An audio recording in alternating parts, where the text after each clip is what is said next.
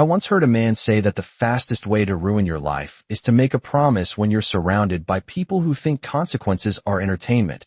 And on a warm Manhattan night, 40 floors above the glowing streets, Mason Caldwell was about to prove exactly how true that was. The rooftop of the Aurora Tower pulsed with quiet luxury, crystal glasses clinking softly beneath strings of golden lights, a skyline worth millions stretching for miles beyond the glass railing. And at the center of it all stood Mason Caldwell, 34 years old, founder of Caldwell Development, a man whose name had built towers from Miami to Chicago, and whose net worth was whispered in numbers most people only saw on television.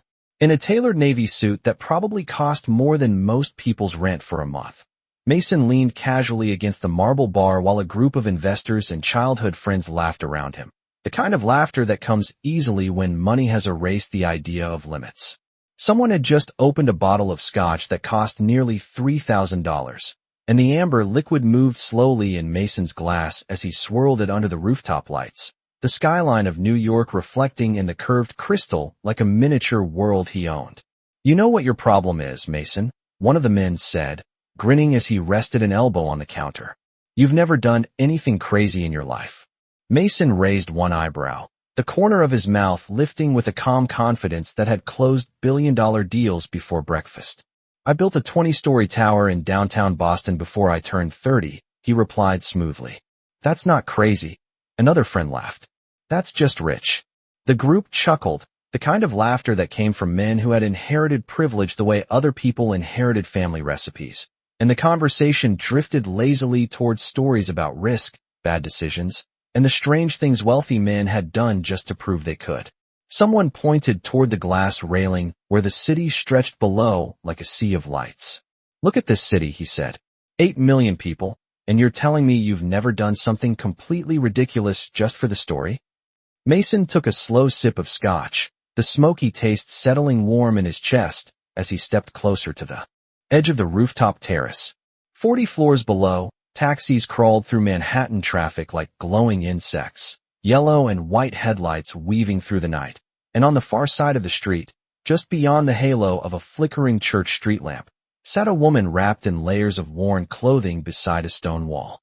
She looked small from this height, almost invisible to the rushing city around her, a thin blanket draped over her shoulders and a paper cup resting near her feet. Mason barely noticed her at first, because New York had trained its wealthy residents to look past certain things. But one of the men beside him suddenly leaned forward and pointed. "There," he said with a crooked smile. "That's your crazy moment." Mason followed the direction of his finger. "What about her?" he asked casually. The man chuckled and took a sip of whiskey. "I bet you $50,000 you wouldn't marry the ugliest beggar you can find tonight." The words hung in the air for a moment, floating between laughter and disbelief, and several of the men immediately burst into amused protests. "You're out of your mind," someone said. "No way he'd do that." Another man leaned closer, clearly entertained.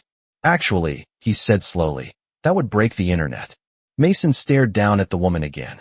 The streetlight above her flickered softly, casting uneven shadows across the sidewalk, and from 40 floors up, she looked like nothing more than a forgotten detail in a city that moved too fast to notice people who fell behind. Mason felt the familiar thrill of attention building around him, the quiet expectation that came whenever someone challenged his pride. For most of his life, winning had come easily. Deals, negotiations, investments, even arguments. Mason Caldwell had built a reputation on the simple fact that he rarely backed down from a challenge.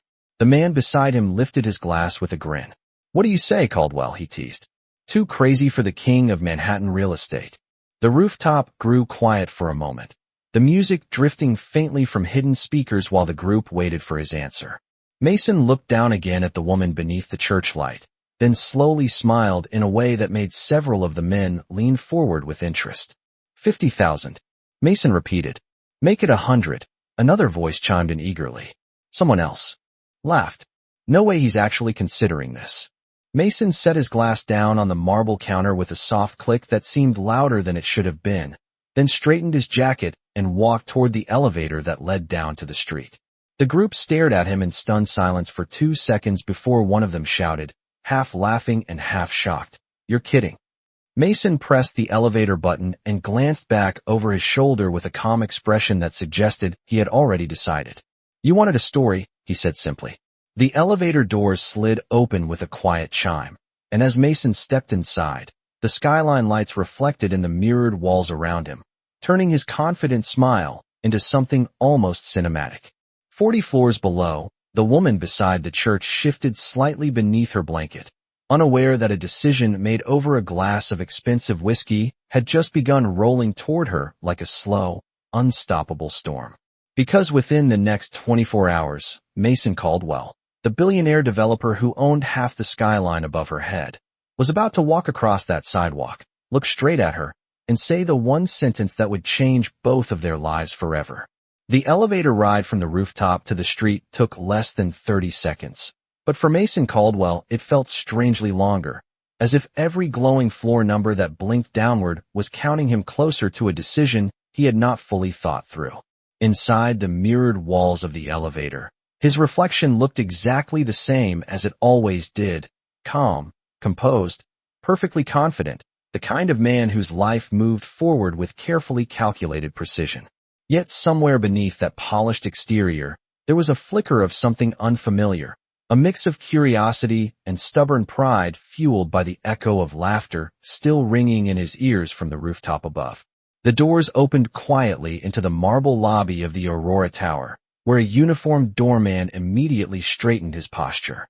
Mason walked past the polished floors and the quiet hum of late-night city traffic filtering through the glass entrance, pushing open the heavy doors and stepping into the warm Manhattan air. The sounds of the city wrapped around him instantly, distant horns, footsteps on concrete, the low rumble of buses moving down the avenue, and the glow of neon lights reflecting across the damp pavement.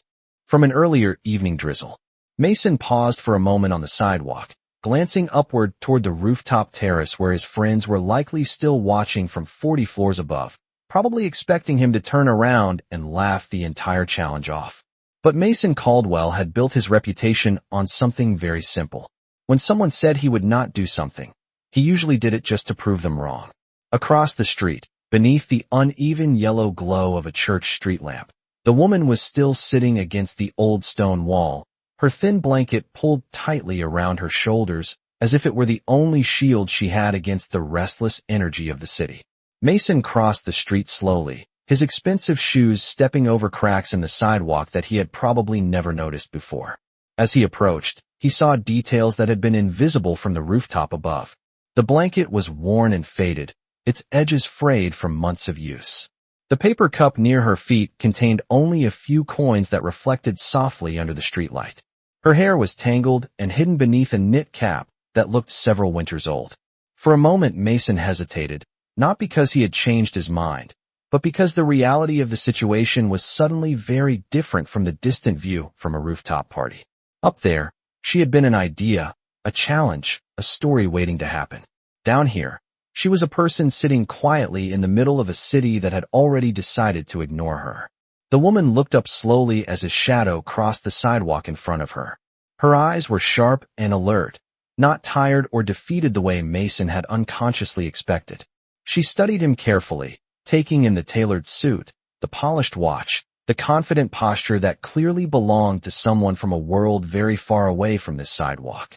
Mason noticed that look immediately, the familiar evaluation people gave him when they tried to figure out what a man like him wanted. For several seconds neither of them spoke. The traffic light on the corner changed colors, washing the sidewalk briefly in red and green reflections. Finally the woman tilted her head slightly and asked in a calm voice that carried a surprising steadiness, "Are you lost?"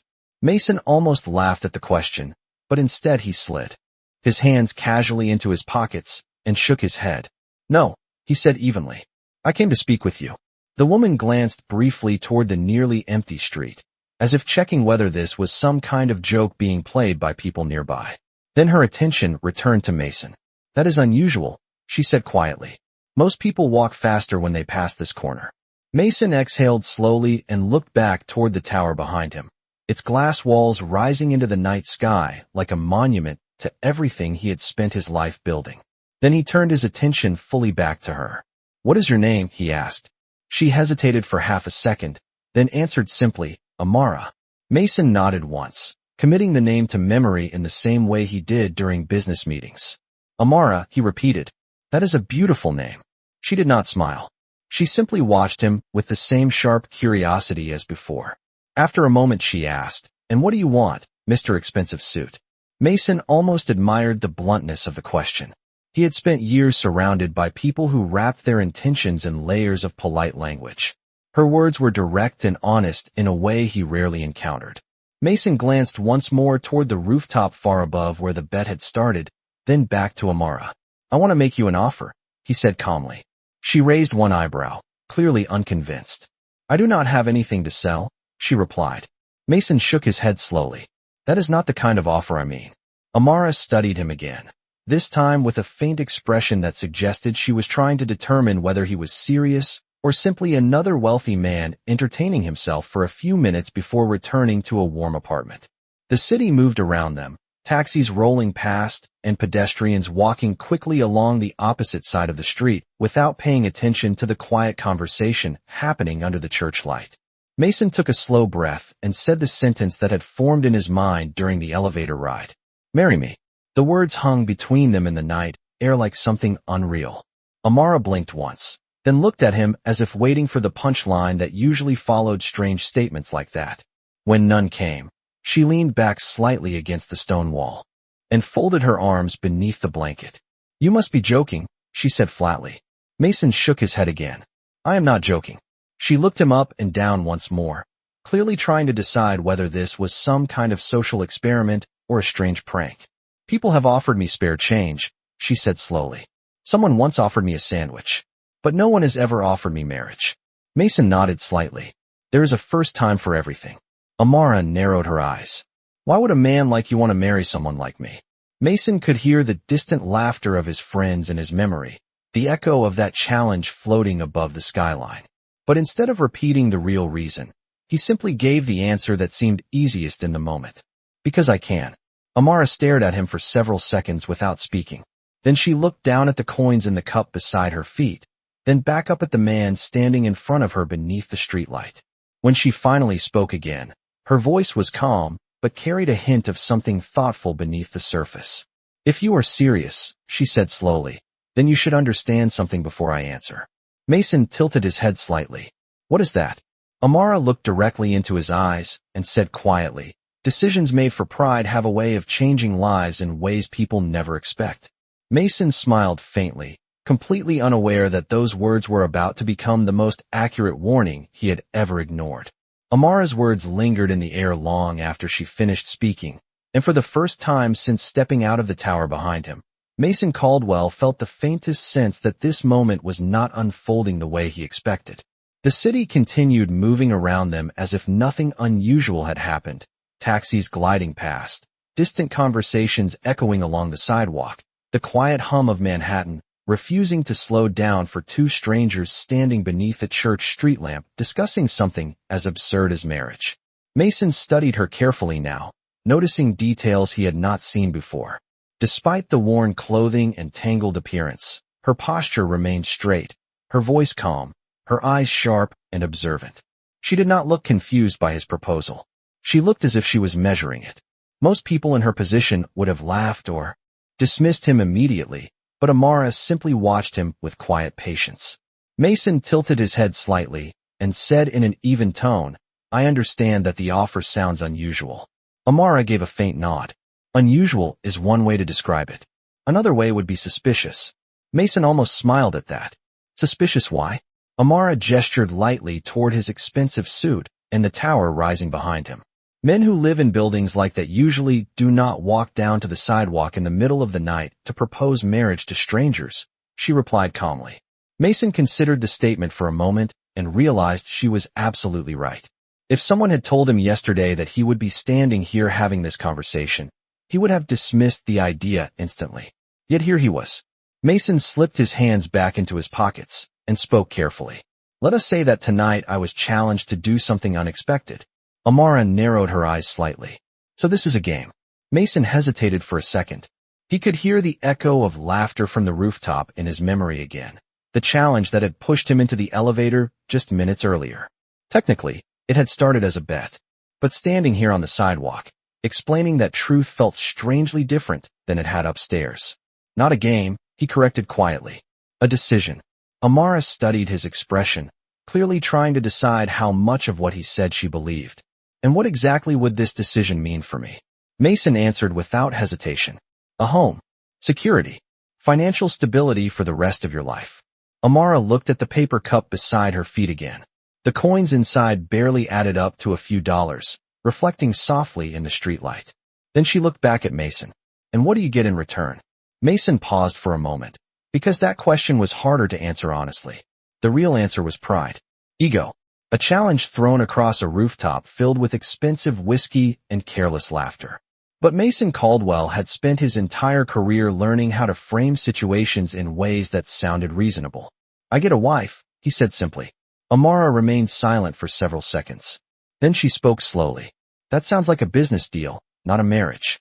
Mason gave a small shrug. Most marriages between wealthy people are business deals, he replied. Amara tilted her head slightly, considering that answer. The wind shifted gently along the street, rustling the edges of her worn blanket. She watched Mason for a long moment before speaking again.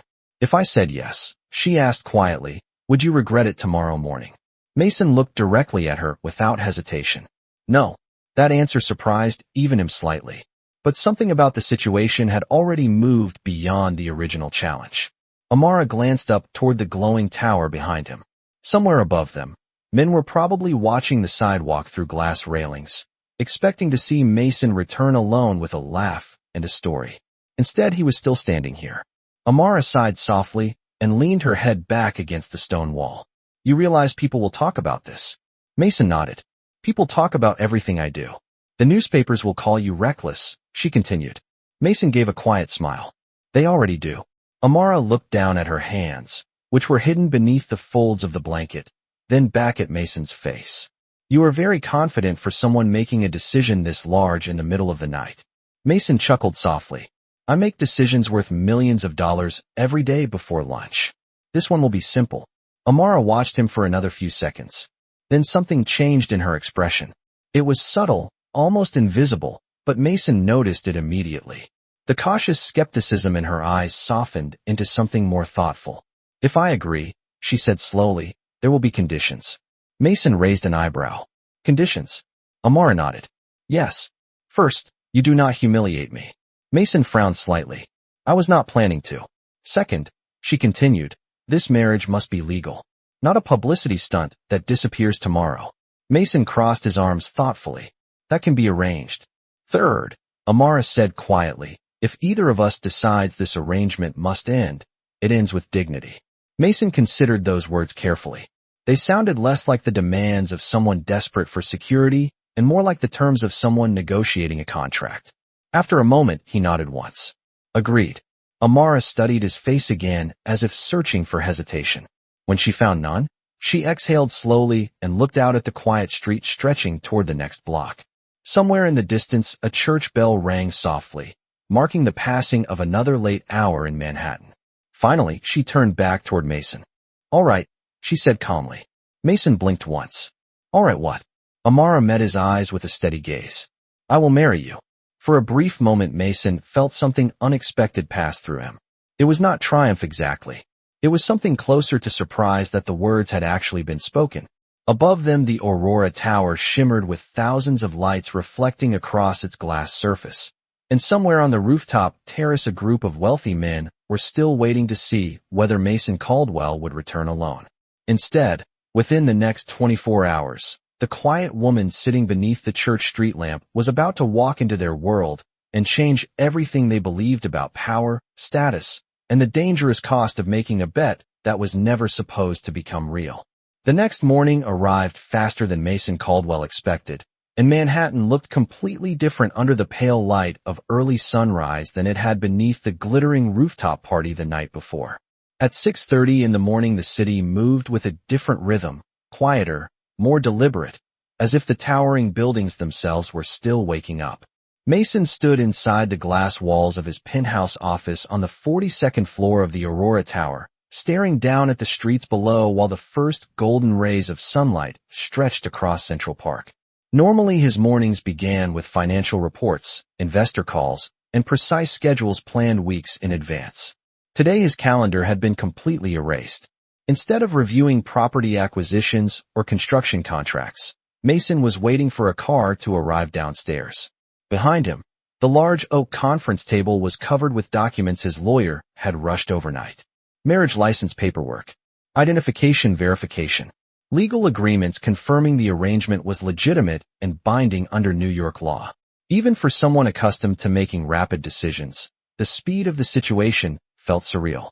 Less than 12 hours earlier, he had stepped into an elevator after a reckless challenge. Now he was preparing to sign legal documents that would permanently connect his life to a woman he had met under a street lamp. Mason ran a hand through his hair and exhaled slowly. His assistant, Daniel Reeves, stood near the doorway holding a tablet with a look of polite confusion that he had clearly been trying to hide all morning. Daniel had worked for Mason for nearly 5 years and had witnessed countless unusual business moves, but this one had caught him completely off guard. "Mr. Caldwell," Daniel said carefully, "I want to confirm that this is not a misunderstanding." Mason turned away from the window. "Which part?" "The part where you asked me to arrange a courthouse appointment for a marriage license before 9 o'clock in the morning," Daniel replied. Mason gave a faint smile. "That is the correct part." Daniel hesitated for a moment. "And the bride?" Mason nodded once. "She will be arriving shortly." Daniel glanced down at his tablet again, as if hoping the screen might offer an explanation that Mason had not provided. Then he cleared his throat. "There are already reporters gathering outside the building." Mason raised an eyebrow. "Reporters?" Daniel nodded. "Word travels quickly when a man with your name files a same-day marriage license request in Manhattan." Mason chuckled quietly. "I suppose it does." Daniel studied him carefully. "Are you certain about this decision?" Mason walked toward the conference table and picked up the top document, scanning the legal language briefly before placing it back down. "Certainty is rarely required for interesting decisions," he said calmly. Daniel opened his mouth as if to argue, then thought better of it. Outside the tall windows, the city continued waking up, sunlight reflecting across hundreds of glass towers stretching toward the horizon. At that exact moment, several blocks away, a black sedan pulled slowly to the curb beside the old church where Mason had first spoken with Amara the night before. The driver stepped out and opened the rear door while Amara stood on the sidewalk looking at the car with quiet curiosity. The blanket and worn coat from the night before were gone. Instead, she wore a simple gray dress Daniel had delivered earlier that morning along with a small overnight bag.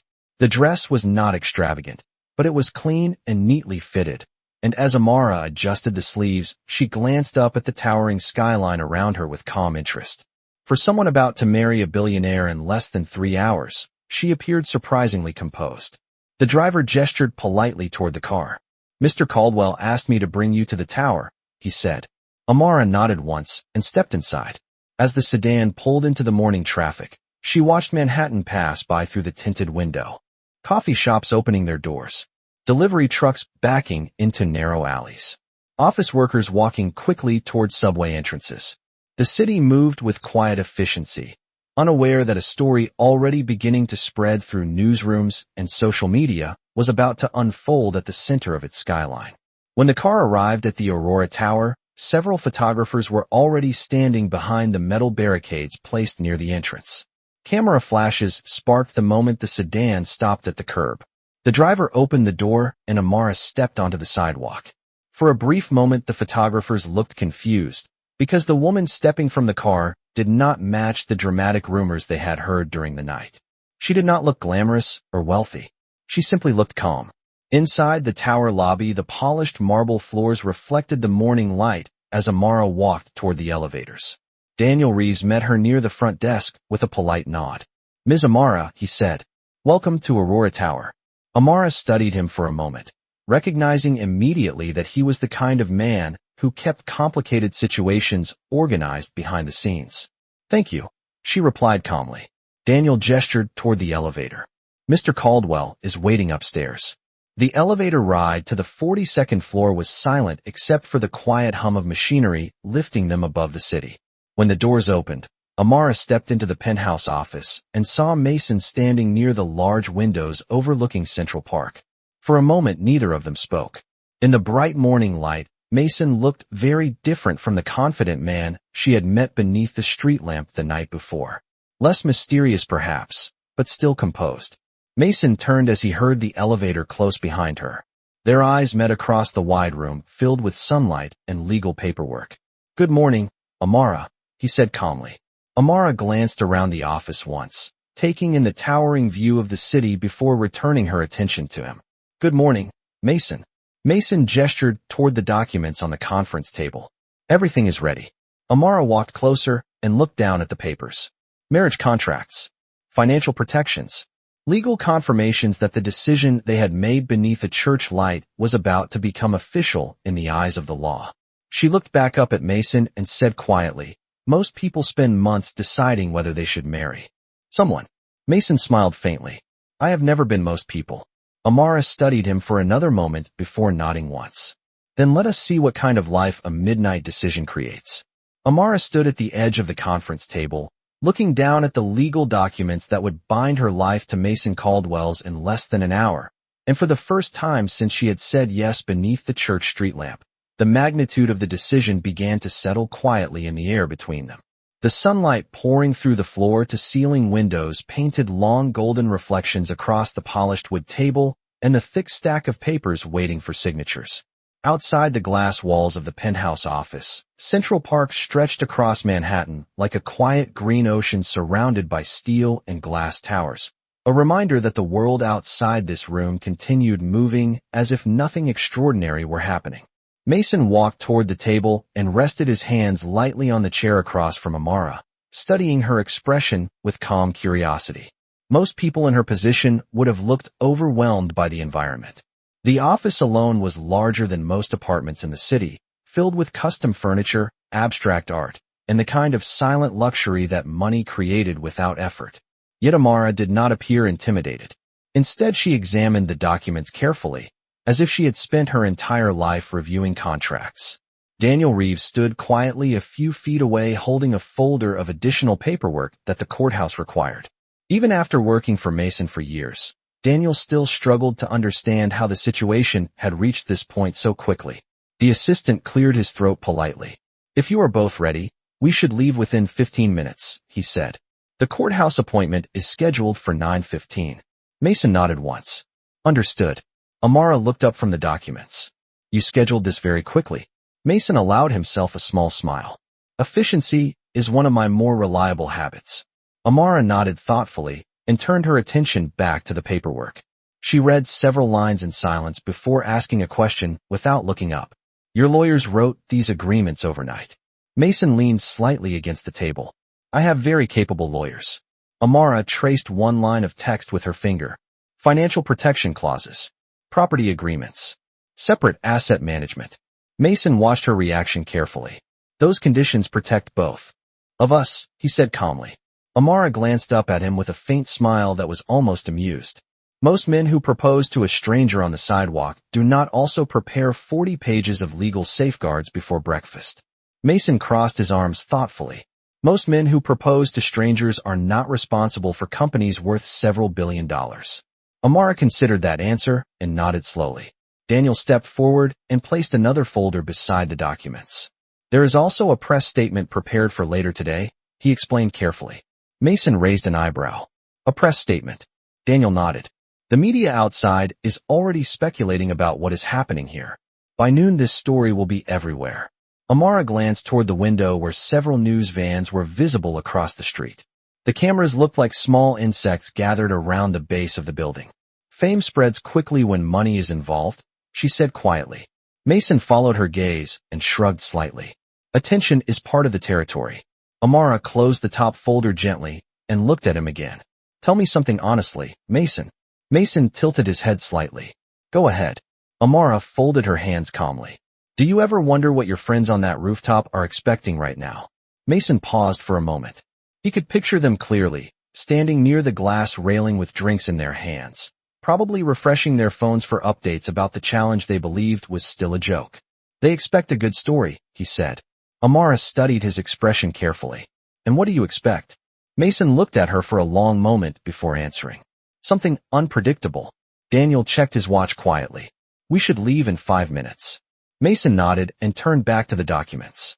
He signed the first page with a smooth, confident motion, the pen moving across the paper without hesitation. The sound of the signature felt strangely final in the quiet office. When he finished, he slid the pen across the table toward Amara. "Your turn." Amara picked up the pen slowly and examined the signature Mason had just written. His name carried weight across financial markets, construction projects, and corporate negotiations. Now it sat beside an empty line waiting for hers. She hesitated only briefly before signing her own name in steady letters. The ink dried instantly on the thick paper. Daniel collected the documents carefully and placed them inside the folder with professional precision. "The car is ready downstairs," he said. Mason adjusted his jacket and gestured toward the elevator. "Shall we?" Amara walked beside him toward the doors, her expression calm but thoughtful as the elevator descended toward the lobby. When the doors opened, the scene waiting outside confirmed what Daniel had warned them about earlier. Dozens of reporters stood behind the barricades along the sidewalk, cameras raised, microphones ready, voices already calling Mason's name. Flashes of light sparked repeatedly as Mason and Amara stepped out of the building. Questions erupted immediately from every direction. "Mr. Caldwell, is it true you are getting married today? Who is the woman with you? Is this a publicity stunt?" Mason did not answer. He simply placed a calm hand against the car door as Amara stepped inside the waiting sedan. The reporters continued shouting as the driver closed the door and the vehicle pulled slowly away from the curb. Inside the quiet car, Amara looked out the window as the crowd of cameras disappeared behind them. "That was quite an entrance," she said softly. Mason leaned back against the seat with a relaxed expression. "You should see what happens when I announce a new skyscraper project." Amara turned toward him again, studying his face with the same thoughtful curiosity she had shown since the night before. "In less than an hour," she said calmly, "we will be legally married." Mason nodded once. "Yes." Amara rested her hands quietly in her lap and looked back out at the city passing by. "Then I suppose we should prepare ourselves for the consequences of a decision made under a street lamp." The courthouse in Lower Manhattan was already busy when the black sedan, carrying Mason Caldwell and Amara, turned onto Center Street, the tall stone building standing with quiet authority among the surrounding offices and government buildings. Morning sunlight reflected off the wide courthouse steps where couples, lawyers, and city clerks moved steadily in and out of the heavy wooden doors, each person carrying their own version of a life-changing decision. The car rolled slowly to the curb, and the driver stepped out to open the rear door. Mason exited first, adjusting the sleeve of his tailored suit as his shoes touched the concrete sidewalk. The sounds of the city here were different from the quiet luxury of the Aurora Tower, louder, more practical, filled with the rhythm of people handling paperwork, deadlines, and responsibilities that shaped real lives. Amara stepped out beside him a moment later, smoothing the gray dress Daniel had delivered that morning. Several pedestrians passing on the sidewalk slowed slightly when they recognized Mason Caldwell, the well-known real estate developer whose name had appeared in countless business headlines. A few whispers followed them as they walked toward the courthouse entrance. Mason noticed the attention but did not react. Attention had followed him for years, and he had learned that the easiest way to handle it was simply to keep moving forward. Inside the courthouse lobby, the air carried the quiet echo of footsteps and the murmur of conversations happening at service counters along the marble walls.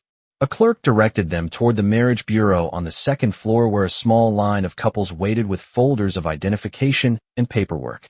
Mason and Amara took their place near the end of the line, standing beside a young couple who looked barely older than college students, and an elderly pair holding hands as they quietly reviewed a set of documents together. The contrast between the different lives in that room was striking. Some couples looked nervous.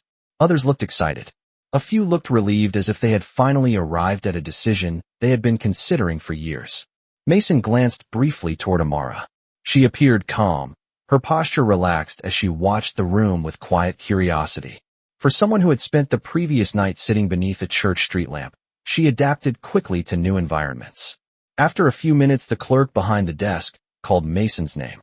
"Mr. Caldwell, please step forward." Mason and Amara approached the counter where a middle-aged woman wearing reading glasses studied the paperwork Daniel had prepared. The clerk looked up at Mason, then at Amara, then back at the documents again, as if confirming that everything in front of her was correct. Marriage license application for Mason Caldwell and Amara Johnson, she read aloud. Mason nodded. That is correct.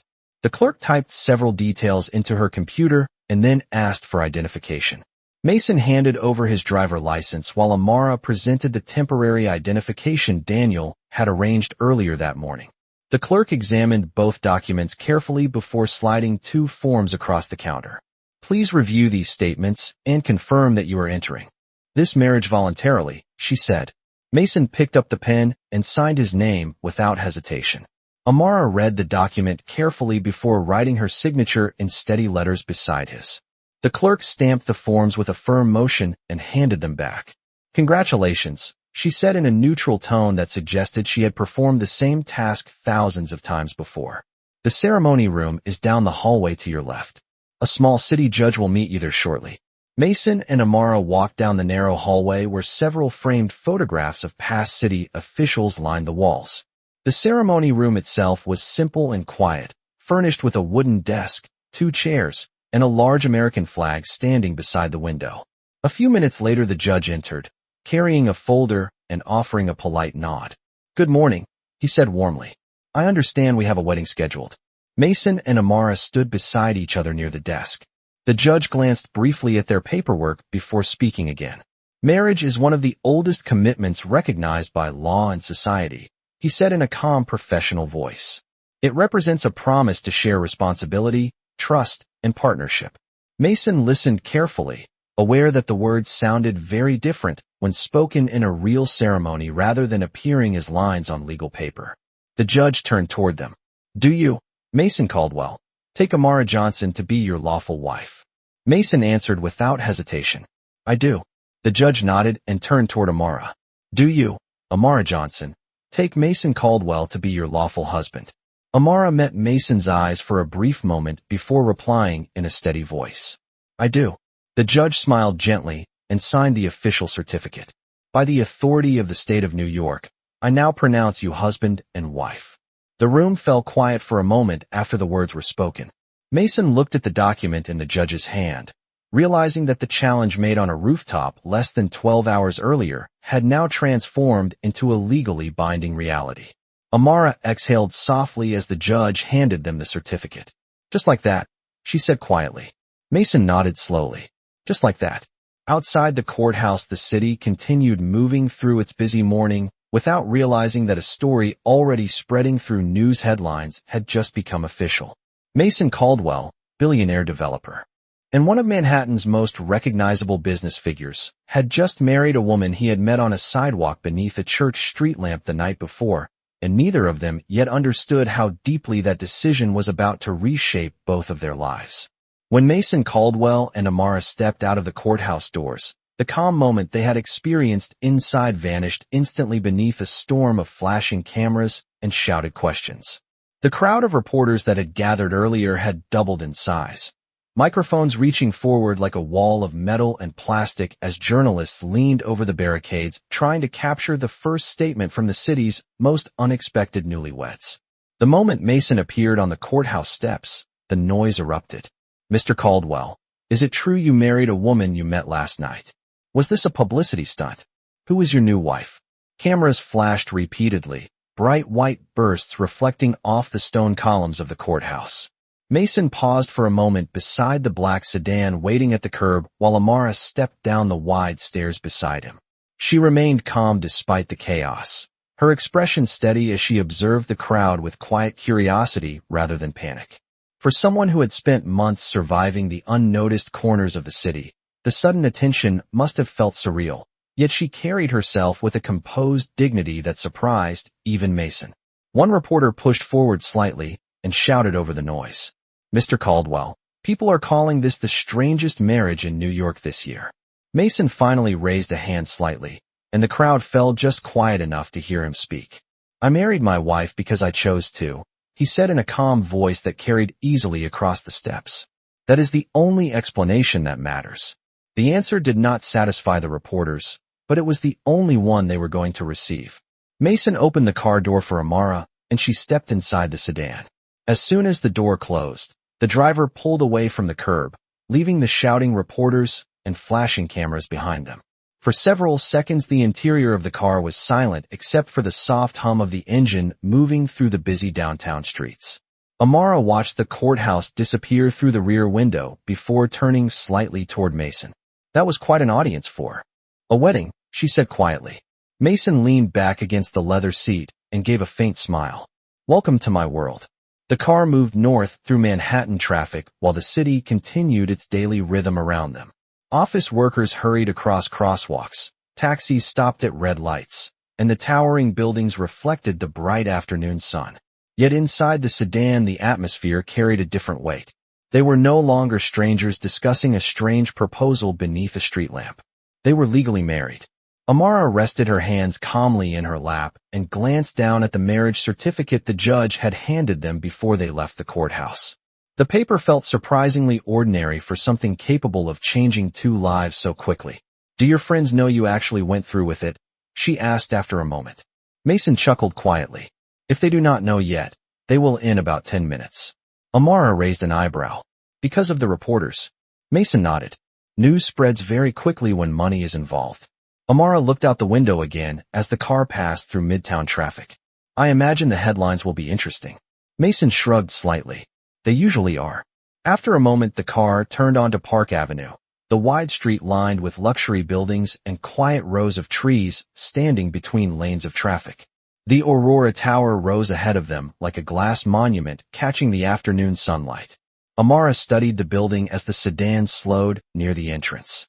That is where we live now, she said softly. Mason followed her gaze. Yes. The driver pulled to the curb and stepped out to open the door. The lobby doors of the tower were already surrounded by several additional reporters who had moved there after hearing the courthouse announcement. Camera flashes sparked again as Mason and Amara stepped onto the sidewalk. This time the noise felt even louder than before.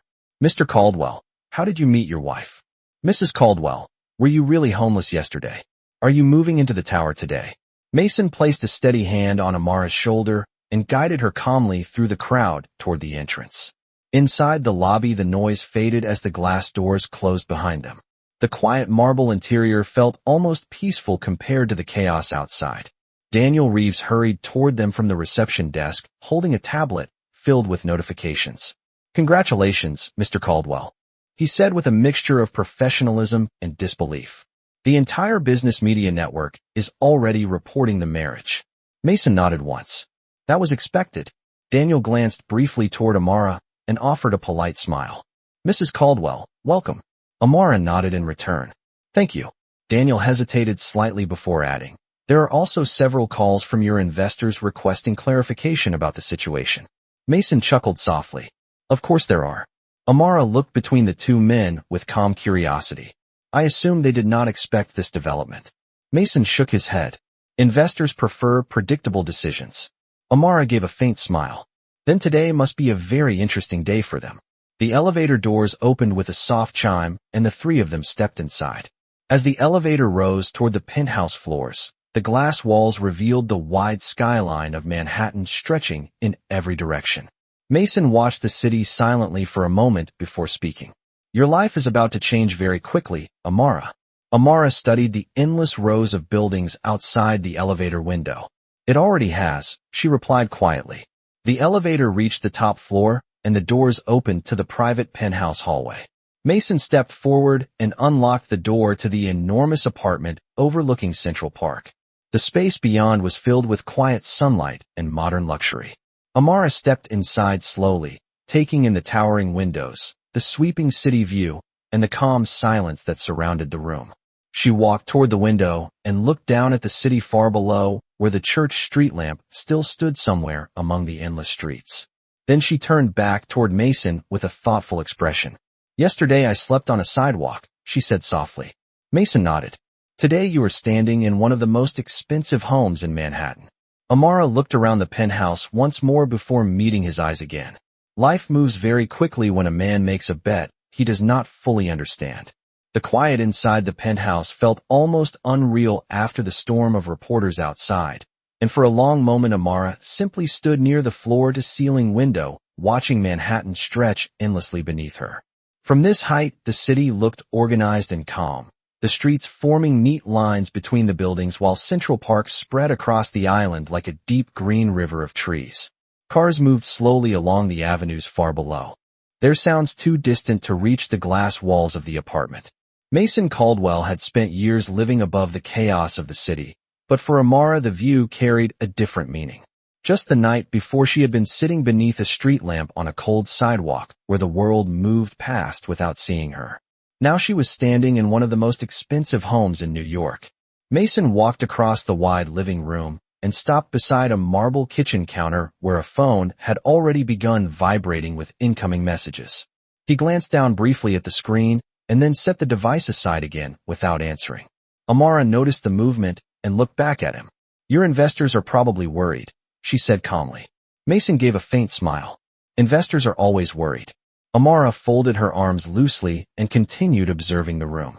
The penthouse was enormous, designed with clean modern lines and soft neutral colors that made the sunlight pouring through the windows feel even brighter. A long dining table stood near the center of the room, surrounded by sleek chairs that looked as if they had never been used. On the far wall, several abstract paintings hung in perfect alignment, their bold colors contrasting with the quiet luxury of the space.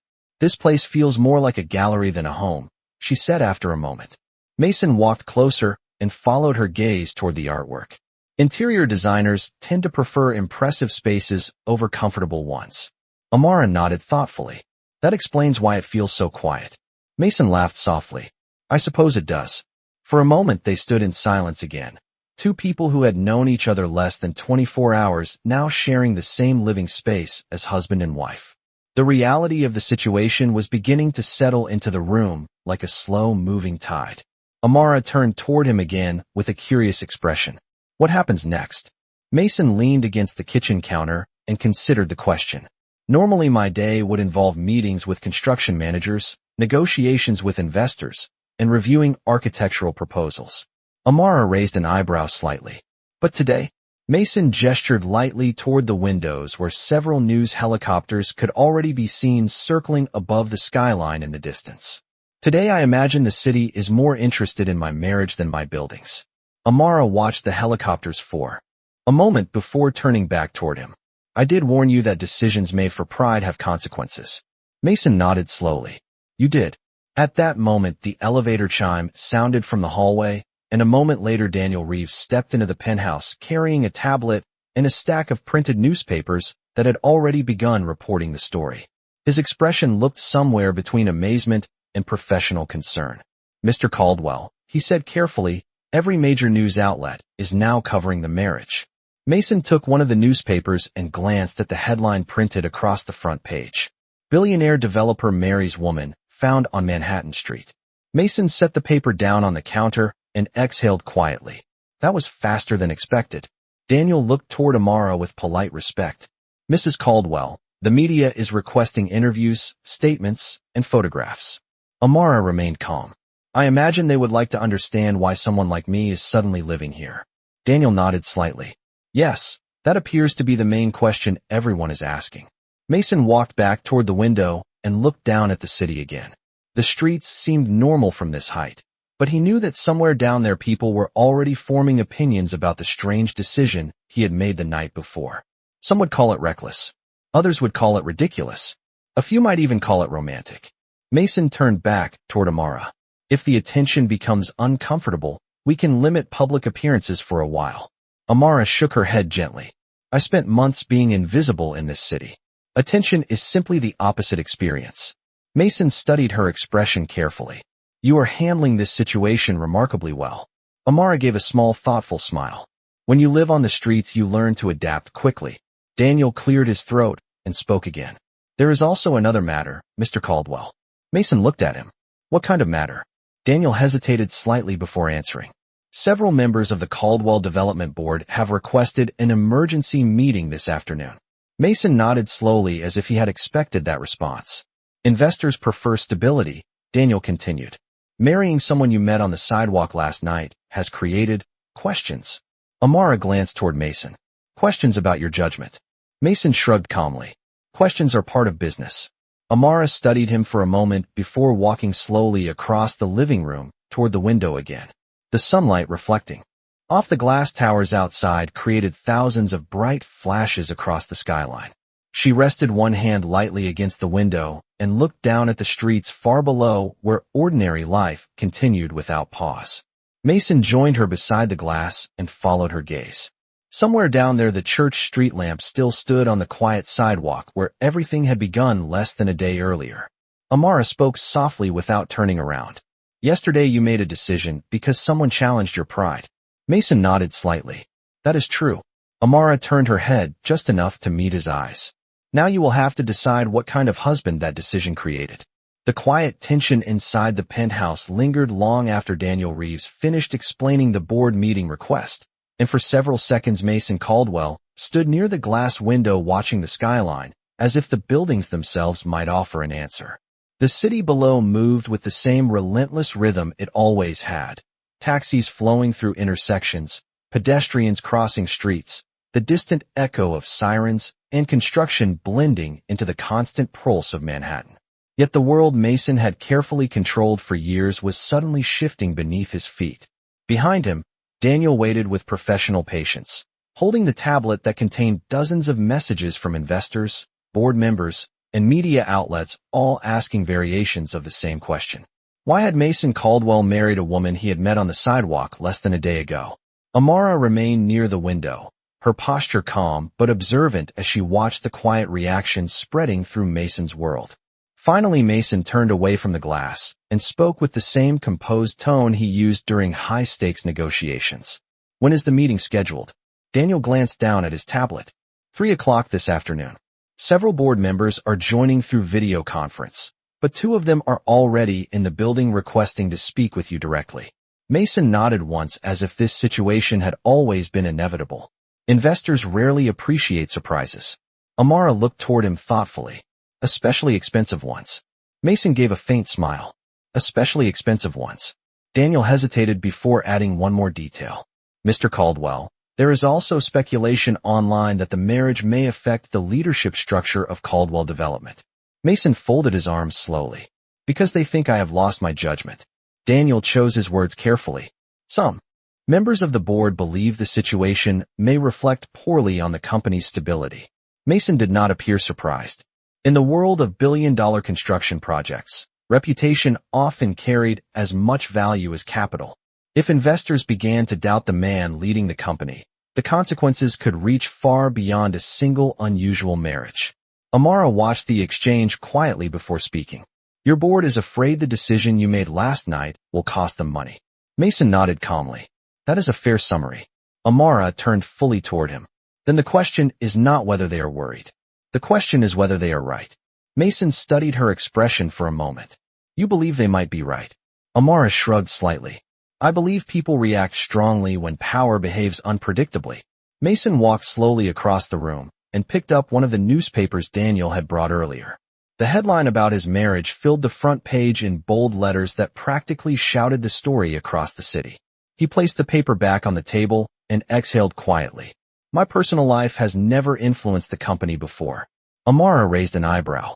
Your personal life has never involved a marriage to a woman who was sitting on a sidewalk the night before. Mason could not argue with that observation.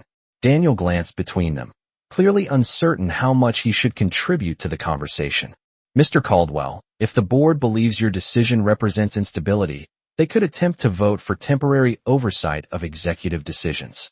Mason looked at him sharply. You mean remove my authority? Daniel nodded reluctantly. Temporarily, yes.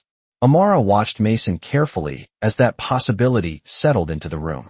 For years he had been the unquestioned leader of the company that carried his name. The towers rising across several American cities had been built from his decisions, his negotiations, and his vision. Now the same people who had trusted his leadership might be preparing to challenge it. Mason walked back toward the window again, his reflection appearing faintly in the glass beside the endless skyline. Do they believe I would risk billions of dollars because of a reckless bet? Amara crossed her arms thoughtfully. The problem is not what you know about your decision. The problem is what everyone else thinks they know. Mason remained silent for several seconds while he considered that. The reputation of a billionaire developer was built on the perception of control. Every deal, every announcement, every strategic move was expected to look calculated. A spontaneous marriage to a stranger shattered that image. Finally, Mason turned back toward Amara. And what do you think they should believe? Amara held his gaze calmly. I think they should believe that the man who built half the skyline of this city does not make decisions without understanding the consequences. Mason studied her face as if trying to decide whether she truly believed those words or was simply offering encouragement. Daniel's tablet vibrated again with another notification. He glanced down quickly and then looked up with mild surprise. Mr. Caldwell, one of the board members, is already here. Mason nodded slowly. Of course he is.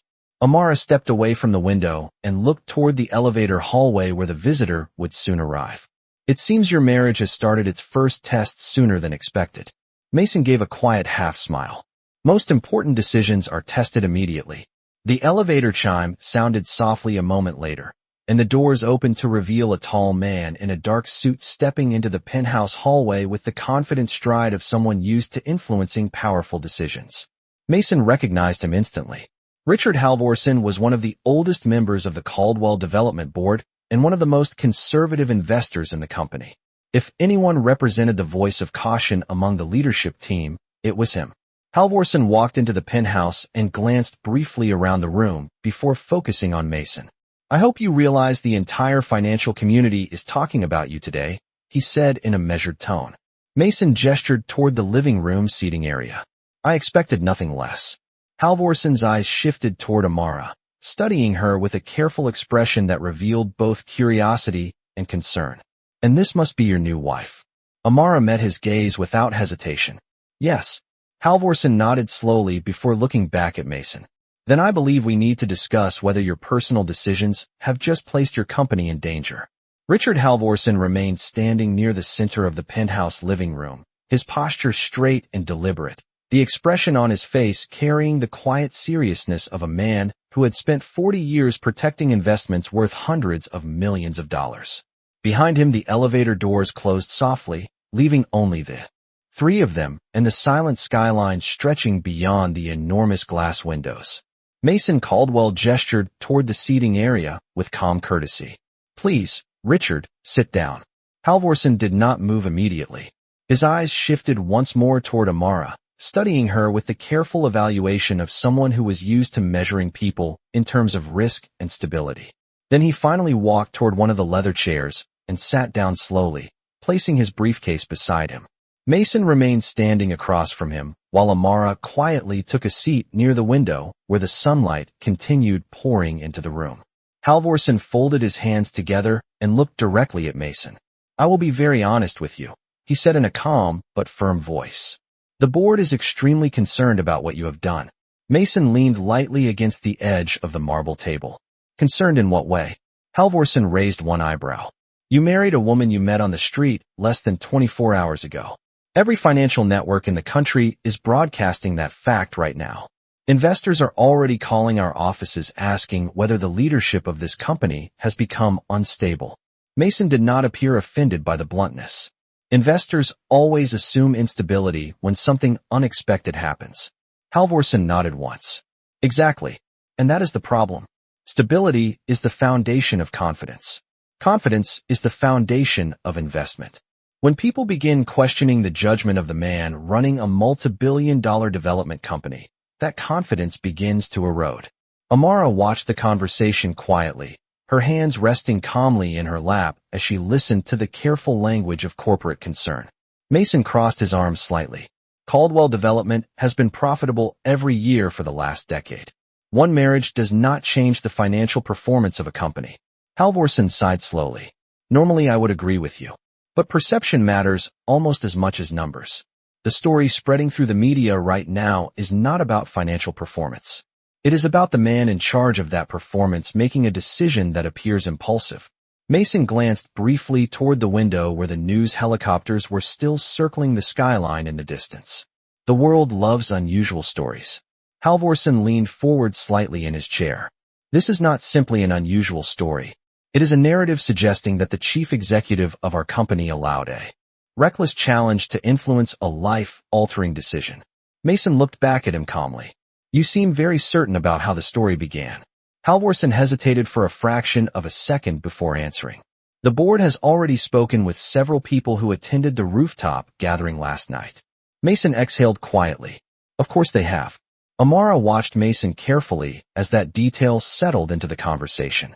She could see the moment when he realized that the private bet made over expensive whiskey had already traveled through business networks faster than the news media itself. Halvorsen continued speaking in the same measured tone. Mason, you have spent years building a reputation as one of the most disciplined developers in the country. Every negotiation, every project announcement, every acquisition has reinforced that image. Then overnight you marry a woman who was sitting on a sidewalk. Investors do not know how to interpret that. Mason glanced toward Amara before responding. Perhaps they should try interpreting it as a personal decision rather than a corporate strategy. Halvorsen shook his head slowly. When someone controls a company of this size, personal decisions rarely remain personal. Amara finally spoke, her voice calm but clear across the room. Mr. Halvorsen, may I ask a question? Halvorsen looked toward her with mild curiosity. Of course. Amara leaned slightly forward in her chair. If Mason had married someone from a wealthy family he met at a charity gala, would the board be having this conversation? Halvorsen paused briefly before answering. Probably not. Amara nodded slowly. Then the concern is not truly about the marriage. It is about who he married. Halvorsen studied her expression carefully before replying. It is about the message that choice sends to investors. Amara smiled faintly. Investors who believe intelligence and judgment are determined by where someone slept last night may not be evaluating risk very accurately. Mason watched her with quiet interest as she spoke. Halvorsen did not appear offended by the comment, but his tone remained firm. The reality of financial markets is not always fair, Mrs. Caldwell. It is based on perception. And right now the perception is that Mason made a reckless decision. Mason straightened slightly and walked toward the center of the room. Richard, you have known me for 12 years. Have I ever approached a major decision without understanding the consequences? Halvorsen considered that question carefully. No, you have not. Mason nodded once. Then perhaps you should consider the possibility that this decision was not as reckless as it appears. Halvorsen looked toward Amara again. Are you suggesting there is more to this situation than the headlines indicate? Mason met his gaze steadily. I am suggesting that the board should wait before assuming they understand my judgment. Halvorsen leaned back in his chair, clearly processing the confidence in Mason's voice. For several seconds the room fell silent except for the distant hum of helicopters circling above Manhattan. Finally Halvorsen spoke again. The board meeting is scheduled for 3 o'clock. Several members are already discussing whether temporary oversight of executive decisions should be considered until the situation stabilizes. Mason nodded slowly as if the possibility no longer surprised him. That would be an interesting vote. Halvorsen stood and picked up his briefcase. I hope for the sake of this company that you know exactly what you are doing. Mason walked with him toward the elevator hallway. I usually do. As the elevator doors opened, Halvorsen paused and looked back toward Amara once more. If this marriage truly represents the judgment of the man running Caldwell Development, he said carefully, then the entire future of the company may depend on proving that judgment was not a mistake. The elevator doors closed quietly behind Richard Halvorsen, and the soft mechanical hum of the descending car faded into silence, leaving Mason Caldwell and Amara alone once again inside the vast penthouse overlooking Manhattan. For several moments neither of them spoke. The afternoon sun had shifted slightly across the skyline, painting long golden reflections across the glass towers stretching toward the horizon. Mason remained standing near the hallway, watching the closed elevator doors as if replaying the conversation in his mind. The words Halvorsen had spoken carried weight far beyond a simple disagreement. When a board member like Richard Halvorsen expressed concern, it meant the entire structure of leadership inside Caldwell Development was beginning to tremble. Amara remained seated near the window, her posture calm and thoughtful as she observed Mason's expression carefully. Eventually Mason walked slowly back into the living room and stopped beside the large window again, his gaze drifting toward the distant line of buildings across the river. It appears your marriage has already created a corporate crisis, Amara said quietly. Mason gave a faint smile that carried more reflection than humor. Crisis is simply another word for attention in the business world. Amara tilted her head slightly. You sound very calm for someone who might lose control of his own company this afternoon. Mason folded his arms thoughtfully and looked down at the streets far below, where traffic continued moving through the city with perfect indifference to the boardroom tensions unfolding above it. Caldwell development is not easily taken away from me, he replied. Amara watched him for a moment before asking another question. But it can be challenged. Mason nodded slowly. Yes, it can. The room grew quiet again, the silence carrying the subtle pressure of decisions waiting to be made before the 3 o'clock meeting arrived. After a moment, Amara stood and walked across the living room toward the kitchen counter where the morning newspapers still lay scattered. She picked up one of them and studied the bold headline again before setting it back down. Your entire world seems to believe that I am the problem, she said calmly. Mason turned slightly toward her. The world believes many things before it understands the truth. Amara gave a faint smile. That sounds like the kind of sentence people say when they already know something others do not. Mason did not answer immediately. Instead, he walked to the kitchen counter and poured himself a glass of water before leaning against the marble surface. The quiet confidence in his posture had not disappeared, but there was a deeper layer of thought behind his expression now. Amara crossed her arms lightly. Mason, may I ask you something honestly? He looked up. Of course. Amara studied his face carefully. Last night on that sidewalk you told me you were making a decision. But a few minutes ago your board member suggested you accepted a reckless bet. Mason nodded slowly. That is how the story will appear to most people. Amara held his gaze. Was it truly just a bet? For a moment the question seemed to hang in the air between them, like a piece of unfinished architecture waiting for its final support beam. Mason exhaled quietly and set the glass down on the counter. It started as a bet, he admitted. Amara did not appear surprised. But something about that moment felt different from the beginning. Mason continued. When I walked down to that sidewalk, I realized something very quickly. Amara raised an eyebrow slightly. What was that? Mason looked directly at her. Most people in my world spend their lives surrounded by individuals who want something from them. Money, influence, access, reputation. Very few people speak to me without calculating what they might gain. Amara remembered the moment beneath the church street lamp when she had asked him whether he was lost. You noticed that I was not impressed by your suit, she said. Mason smiled faintly. Exactly. Amara leaned back against the counter opposite him. So you married me because I did not treat you like a billionaire. Mason shook his head gently. That is only part of the reason. Amara waited patiently. Mason walked slowly back toward the window and looked out across the skyline again. The truth is that I spend my life predicting how people will behave. Investors, competitors, architects, politicians. Everyone follows patterns. Amara stepped closer to the window beside him. And I did not follow the pattern. Mason nodded. You asked questions no one else asks. You negotiated conditions before accepting the offer. You warned me about consequences instead of chasing opportunity. Amara gave a thoughtful smile.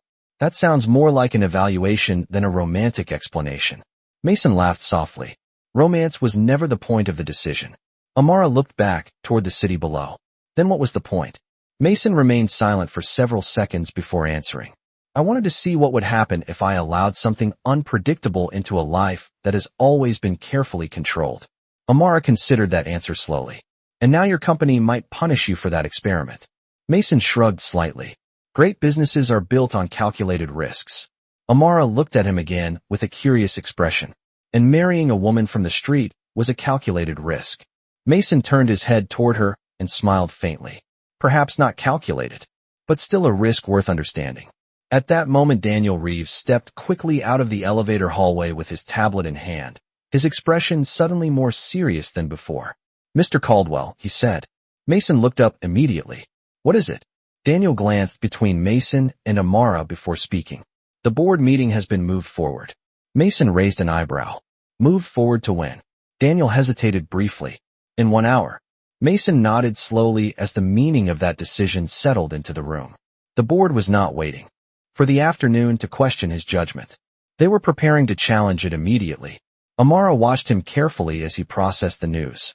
It seems the consequences of your unpredictable decision have arrived early, she said quietly. Mason straightened his jacket and looked toward the elevator doors. Then I suppose it is time to show them that unpredictability does not mean weakness. The penthouse felt different after Daniel Reeves delivered the news that the board meeting had been moved forward. The quiet confidence that usually defined Mason Caldwell's world was now surrounded by a new tension, the kind that appeared when powerful people believed their authority was about to be questioned. Outside the enormous glass windows, the afternoon sunlight had shifted again, turning the skyline into a field of glowing reflections across steel and glass towers. Manhattan continued moving as if nothing unusual had happened, but inside the Aurora Tower the next hour would determine whether Mason Caldwell remained the unquestioned leader of Caldwell Development. Mason stood near the center of the living room, adjusting the cuff of his jacket with calm precision, the same controlled movement he used before entering high-stakes negotiations. Amara watched him from near the window, her posture thoughtful as she observed the quiet transformation in his focus. A moment earlier, he had been discussing unpredictable decisions and philosophical risks. Now he looked exactly like the man who had built half the skyline outside the window. Daniel remained near the hallway holding his tablet, clearly aware that the meeting about to begin would not be simple. The board has already joined the conference room, Daniel said carefully. Mason nodded once. I expected they would not waste time. Amara stepped closer, studying his expression. What exactly are they planning to do? Mason gave a faint smile that carried more calculation than humor. That depends on how confident they feel today. Amara folded her arms thoughtfully. Your board members suggested they might vote for temporary oversight of your authority. Mason nodded slowly. That would mean placing restrictions on my executive decisions until they decide the situation is stable again. Amara looked toward the skyline again before asking quietly. And if they do that? Mason turned toward her. Then the company I built would begin answering to people who were not there when it started. Daniel shifted slightly beside them. Mr. Caldwell, the board will want an explanation. For the marriage. Mason walked toward the large dining table where several documents and newspapers still lay scattered from earlier. They already believe they have the explanation, he replied. Daniel hesitated before adding another concern. Some of them believe the situation suggests emotional decision-making. Mason chuckled softly. They have always believed emotion is the enemy of strategy. Amara studied him carefully. Do you agree with them? Mason paused briefly before answering. Emotions become dangerous when they replace strategy, but ignoring them entirely can be just as dangerous. Amara nodded slowly, as if considering that idea from a different perspective. When you lived on the streets, you could not afford to ignore emotions, she said quietly. Reading people correctly could mean the difference between finding help and finding trouble. Mason looked at her with quiet interest. That sounds like a skill most executives could benefit from learning. Daniel checked the time on his tablet. The meeting begins in 5 minutes. Mason nodded and walked toward the hallway that led to the private office space where the board conference system was installed. The room beyond the hallway was designed for high-level negotiations, equipped with a long polished table, large video screens, and advanced communication systems that connected executives across the country. When Mason entered the room, the screens were already filled with several familiar faces.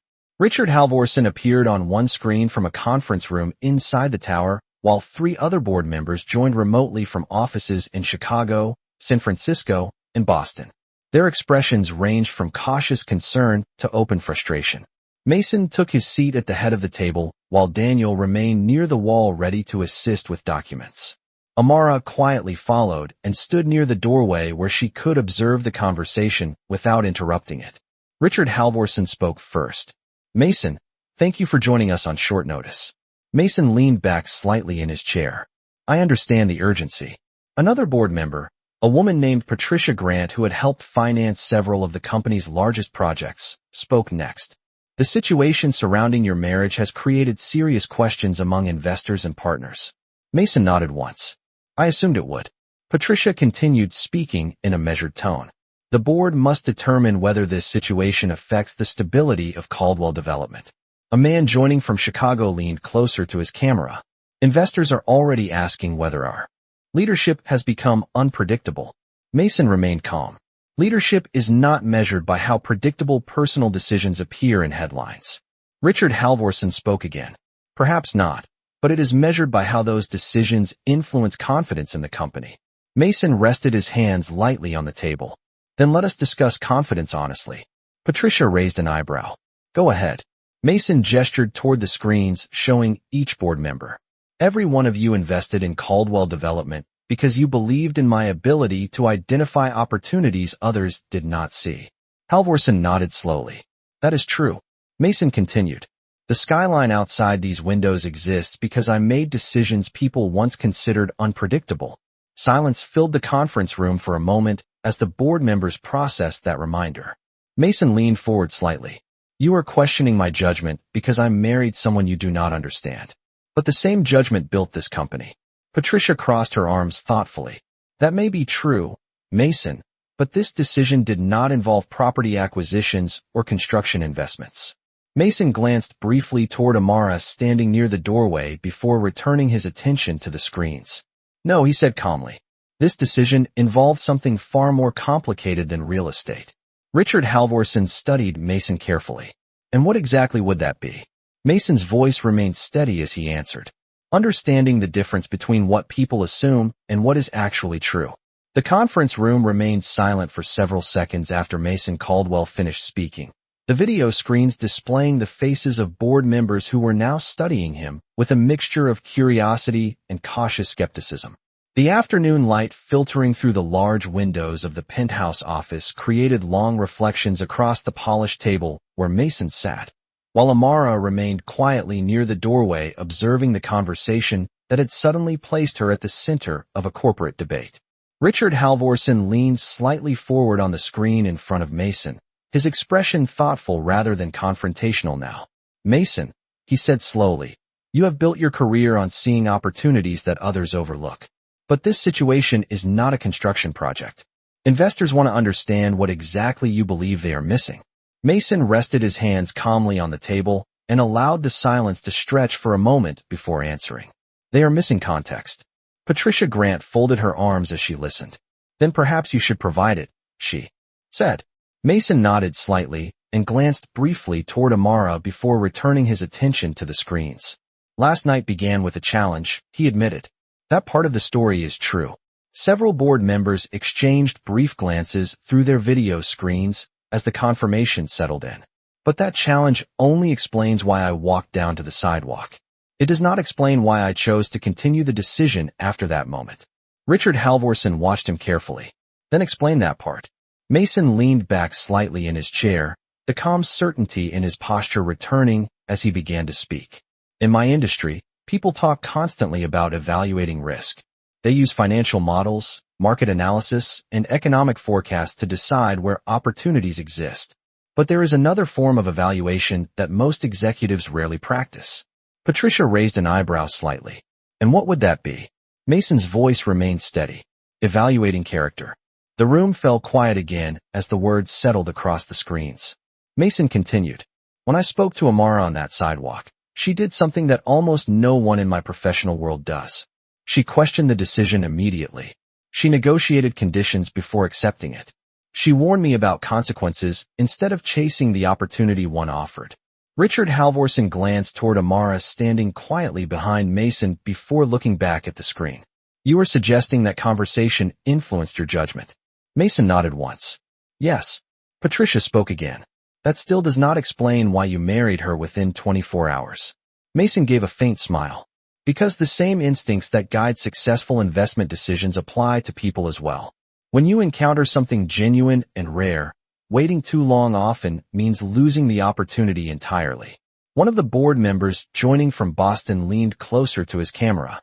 Mason, with respect, investors are not concerned about philosophical discussions. They want to know whether your leadership remains stable. Mason's expression did not change. Stability does not mean avoiding every unusual decision. Stability means understanding why the decision makes sense even when others do not see it immediately. Richard Halvorsen rested his chin lightly against his hand as he studied Mason. Then let me ask you something directly. Do you believe this marriage strengthens your judgment as the leader of this company? Mason answered without hesitation. Yes. Patricia frowned slightly. That is a very confident statement. Mason gestured toward the skyline, visible through the glass wall behind him.